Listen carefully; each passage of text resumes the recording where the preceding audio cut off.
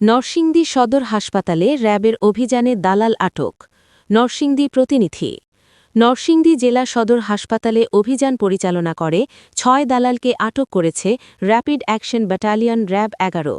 সোমবার সকালে এই অভিযান পরিচালনা করেন বলে জানান ক্যাম্প কমান্ডার অতিরিক্ত পুলিশ সুপার মোহাম্মদ আরিফুল ইসলাম। আটককৃতরা হলেন নরসিংদী পৌর শহরের দত্তপাড়া এলাকার নান্টু মিয়ার ছেলে শিবলু মিয়া, উত্তর কাউরিয়াপাড়া এলাকার সুলতান মিয়ার ছেলে আরমান, দত্তপাড়া এলাকার আলী মিয়ার ছেলে বাবু মিয়া, কাউরিয়াপাড়া এলাকার সত্তার মিয়ার ছেলে সজীব মিয়া, পশ্চিমকান্দা এলাকার নুরুল হকের ছেলে রানা মিয়া ও পূর্ব দত্তপাড়া এলাকার জগলু ইসলামের ছেলে রফিকুল ইসলাম। নরসিংদী ক্যাম্প কমান্ডার অতিরিক্ত পুলিশ সুপার মোহাম্মদ আরিফুল ইসলাম জানান, সরকারি হাসপাতালগুলোতে কোনো রকম বাধাবিঘ্ন ছাড়াই রোগীদের স্বাস্থ্যসেবা নিশ্চিত ও দালালদের দৌরাত্ম্য রোধ করতে র্যাব নিয়মিত অভিযান পরিচালনা করে থাকেন।